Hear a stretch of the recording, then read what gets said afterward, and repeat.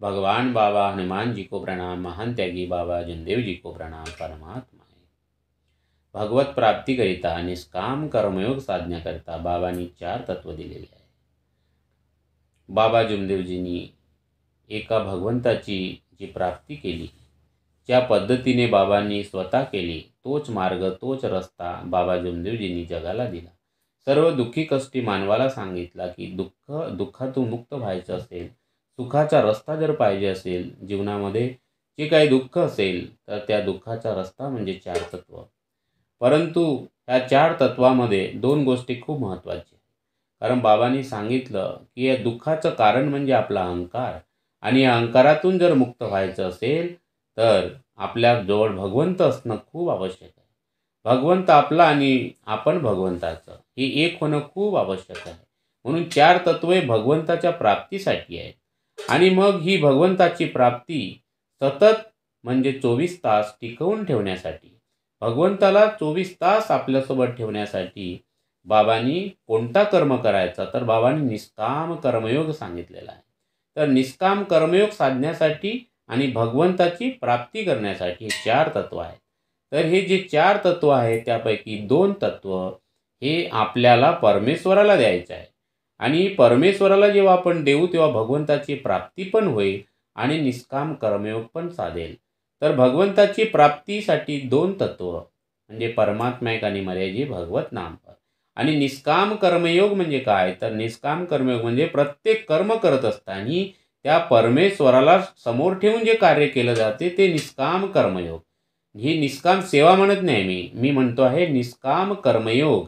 तर भगवंताला समोर ठेवून, म्हणजे शेतकरी असेल तर तो प्रत्येक शेतातलं काम करताना परमेश्वराला समोर ठेवतो, म्हणजेच निष्काम कर्मयोग। विद्यार्थी असेल, अभ्यास करताना भगवंताला समोर ठेवून जर अभ्यास करत असेल तर निष्काम कर्मयोग। एखादी स्त्री असेल, स्वयंपाक करत असेल, भगवंताला समोर ठेवून जर ते स्वयंपाक करेल तर निष्काम कर्मयोग। आणि अशा प्रकारे तो काम नसून मग तो त्याचं रूपांतर योगामध्ये होतो। प्रत्येक काम खेळताना, बोलताना, अभ्यास करताना। आणि अशा प्रकारे ह्या 2 गोष्टी, भगवंताची प्राप्ती म्हणजे भगवंताला आपल्यासोबत ठेवायचं आहे आणि निष्काम कर्मयोग करायचे, कारण ही कर्मभूमी आहे, आपल्याला मेहनत करायचं आहे।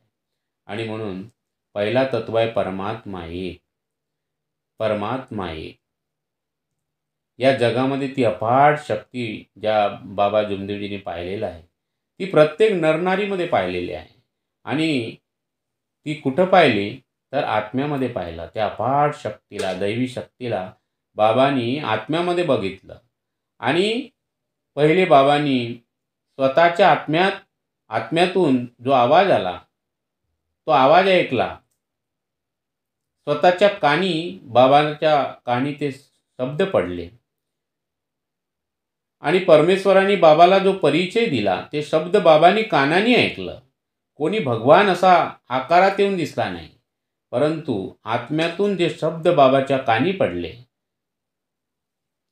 तीच आत्मप्रचिती बाबांनी सर्व सेवकांना दिली। त्यालाच आपण आत्म अनुभव म्हणतो। तर तो आहे परमात्मा एक। ज्या प्रकारे परमेश्वराने बाबाला परिचय दिला कि मानव तू मुझे कहाँ ढूंढ रहा है, 24 घंटे मैं तेरे पास हूँ, जिस पल मैं छूट जाऊंगा तेरा शरीर मृत हो जाएगा। तेव्हा बाबाला विचार पडला की अशी कोणती शक्ती माझ्याजवळ आहे की ज्याच्यामुळे मी जिवंत आहे, आणि ती शक्ती निघून गेल्यानंतर हे जे शरीर आहे, ज्याला आपण मृत झालेलं शरीर म्हणतो आहे, तेव्हा बाबांना आत्मा हा शब्द आठवला। आणि आत्मा हाच परमात्मा हे बाबांच्या लक्षात आलं। आणि ते शब्द त्याच आत्म्यातून बाबाच्या कानी हे शब्द पडले। आणि मग बाबाच्या मुखातून शब्द निघाला परमात्मा एक, मरे जे भगवत नाम पर। तर परमात्मा एक म्हणजेच एक लक्ष, एक चित्त, एक भगवान आपल्याला साधायचं आहे। आणि म्हणून बाबांनी आपल्याला एक लक्ष, एक चित्त, एक भगवान साधण्यासाठी आपल्याला जुनी विचार आणि जुनी पूजा बंद करायला सांगितली। फक्त एक लक्ष, एक चित्त, एक भगवान, परमात्मा एक। आणि बाबांनी आपल्याला हा पहिला तत्व दिलेला आहे। आणि म्हणून बाबांनी जो आत्मा आपल्यामध्ये बघितला तोच आत्मा ह्या जीवजंतू सर्व सजीवामध्ये बघितला। आणि प्रत्येक मानव जातीमध्ये, प्रत्येक नरनारीमध्ये ते आत्म्याला बघितलं. आणि म्हणून बाबा कोणालाही आपल्या पाया पडू देत नव्हते. कारण बाबांचा असा विश्वास होता की आपण सर्वजण समान आहोत, आपण सर्वजण एक आहोत. आणि म्हणून एक आत्मा हा जेव्हा दुसऱ्या आत्म्यासमोर जेव्हा झुकतो, वागतो, तेव्हा तो शरीर वाकत नाही, तो आत्मा वागतो. आणि म्हणून त्या आत्म्याचा अनादर म्हणजे परमात्म्याचा अनादर होतो. आणि म्हणून बाबा कुणालाही आपल्या पाया पडू देत नव्हते. ही निष्काम सेवा इथपर्यंतची जागृत अवस्था बाबांची होती की बाबा अशा प्रकारे संपूर्ण आयुष्य जगले. आणि तीच कृपा बाबांनी सर्व सेवकांना दिली. तर परमात्मा एक. आणि म्हणून बाबा म्हणायचे कि मैं सभी को यानी सभी पूजाएं बंद कर सकता हूँ. सारी देवी देवताओं को जो पत्थर की मूर्तियां हैं मैं उनको फेंक सकता हूँ, उठा के फेंक सकता हूँ, लेकिन किसी भी साधारण मानव को हाथ भी नहीं लगा सकता, अन्यथा मैं भगवान का गुनेगार हो जाऊंगा. आणि म्हणून बाबा जमदेवजी अशा प्रकारे प्रत्येक मानवाला, प्रत्येक नर नारीला महत्त्व द्यायचे. आणि म्हणून जेव्हाही बाबांच्या समोर सेवक आलेत किंवा कार्यक्रमामध्ये बाबा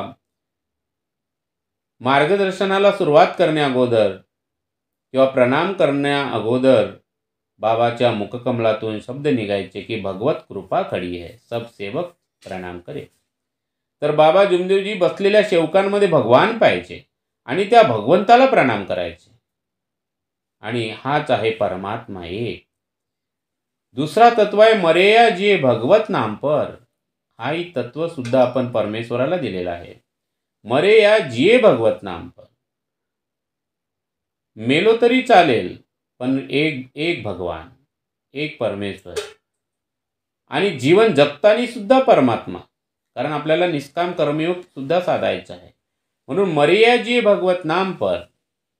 24 तास प्रत्येक कर्माला आपल्याला त्या परमात्म्याला जोडायचं आहे. आपला प्रत्येक श्वास आणि श्वास हा त्या अफाट शक्तीसोबत कनेक्ट करायचा आहे. म्हणजेच मर्या जे भगवत नाम पर. आपली प्रत्येक नजर, एक एक नजर ही त्या परमात्म्यासोबत कनेक्ट करायची. आपला एक एक शब्द त्या अफाट शक्तीसोबत कनेक्ट करायचा. आणि अशा प्रकारे आपली वाणी, आपले शब्द, आपली नजर, आपला श्वास, आपला प्रत्येक कर्म त्या अफाट शक्तीसोबत आपल्याला कनेक्ट करायचं आहे. म्हणजेच हे खरं जीवन आहे. आणि मग हा जो जीवन आहे हा अगदी सहज आणि सोपं होईल.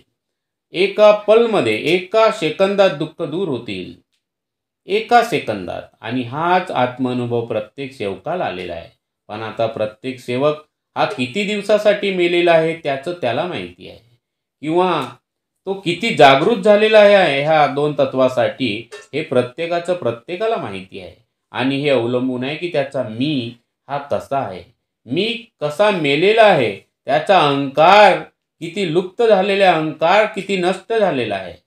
आणि ते नष्ट करून त्या मीला मारून आपल्याला ह्या भगवंताच्या कृपेसोबत कनेक्ट व्हायचं आहे. आणि हेच बाबा जमदेवजींनी आपल्याला या दोन तत्वामध्ये सांगितले. दोन तत्व खूप महत्त्वाचे. त्याच्यानंतरचे जे दोन तत्व आहेत, दुःखदारी दूर करते उद्धार आणि इच्छानुसार भोजन, हे भगवंतानी म्हटलेलं आहे. आपल्याला मागायची गरज नाही, दुःख दूर म्हणायची गरज नाही. हा मार्ग मागण्याचा नाही, हा मार्ग देण्याचा आहे. आणि म्हणून या मार्गात आल्यानंतर किंवा या मार्गात पहिल्या दिवशी मार्गदर्शकाला आपल्याला वचन द्यावं लागते. मार्गदर्शक म्हणतो की हा मरण्याचा मार्ग आहे, तुला मरण्याचं वचन द्यावं लागेल. हा मागण्याचा नाही, देण्याचा आहे. तर काय द्यायचं आहे? 2 वचन द्यायचं आहे. मग परमेश्वर म्हणतो. आणि हे दुःख दूर केव्हा करेल हे त्याची इच्छा आहे. दुःखदारी पण 100% करील हा परमेश्वर मानवाला, प्रत्येक सेवकाला वचन देतो आहे. जसं सेवक भगवंताला वचन देतो, सेवक बाबाला वचन देतो, तसं परमेश्वरही आपली देवाणघेवाण पूर्ण करतो आणि सेवकाला म्हणतो की मी तुझे दुःख दूर करेल आणि तुझा उद्धार करेल. ती वेळ आल्यावर करेल. आणि चौथा तत्व इच्छा अनुसार भोजन. इच्छा अनुसार म्हणजे इच्छा कोणाची? ही माणसाची इच्छा नाही, त्याची इच्छा केव्हाही. ही इच्छा म्हणजे कोणाची? तर आत्म्याची जी काही इच्छा असेल, पण तो परमेश्वर पूर्ण करेल वेळ आल्यावर. त्याच्या कर्मानुसार त्याचा भाव काय होता, प्रत्येक कर्म करताना निष्काम कर्मयोग त्यांनी कुठले कर्म परमेश्वराला समोर ठेवून केलं, कारण बाबांनी सांगितलेलं आहे की भगवंताची प्राप्ती आणि निष्काम कर्मयोग हे दोन तत्व जीवनात आपल्याला पाळायचे आहे.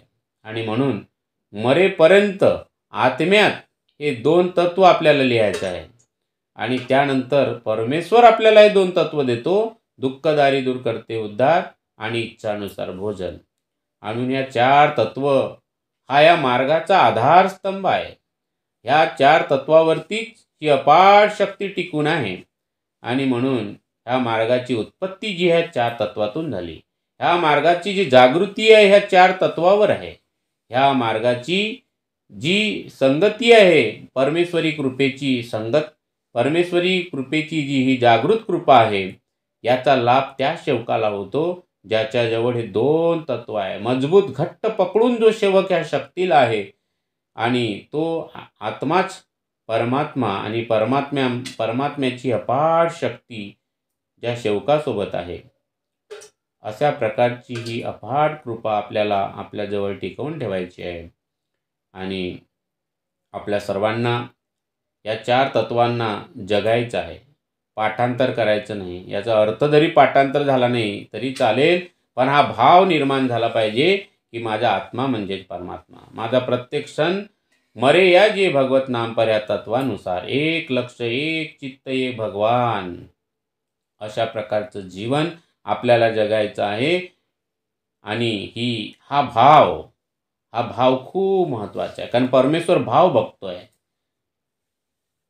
भावाचा भुकेला हा परमात्मा असतो आणि म्हणून भाव खूप महत्त्वाचा आहे. तर भाव कोणता?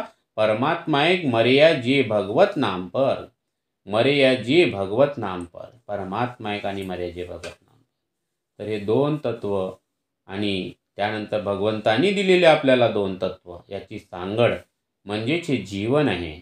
आणि हे जर आपल्याला जीवनात जगता आलं, हे जीवनात ह्या भावात आपल्याला राहता आलं, तर जीवन अगदी सहज आणि सोपं होऊन जाईल. आणि मृत्यूही सुद्धा सहज होईल, मृत्यू अमर होईल.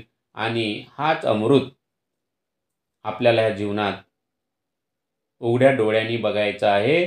आणि मेल्यानंतरही ती अपार कृपा आपल्यासोबत राहणार आहे. त्याचंच नाव आहे उद्धार. आणि त्यामुळे बाबांनी सांगितलं, या मार्गात आलेल्या प्रत्येक सेवकाला उद्धार आहे, जर तो दोन तत्व म्हणजे परमात्मा एक आणि मर्याजे भगवत नाम पर, या दोन तत्वांनी जर जीवन जगला तर प्रत्येक नरनारीला मुक्ती आहे, दुःखातून मुक्ती आहे आणि त्याला जीवनात आनंदच आनंद आहे. तर आपण सर्वांनी ह्या चार तत्वाला खेळताना, बोलताना, वागताना, कर्म करत असताना ह्या दोन तत्वाला समोर ठेवून जीवनाचा आनंद घ्यावा आणि आपलं जीवन सहज, सोपं आणि सहज करावं, ही सर्वांना आग्रहाची विनंती. आणि याच ठिकाणी मी माझ्या शब्दांना विराम देतो. सर्वांना माझा नमस्कार.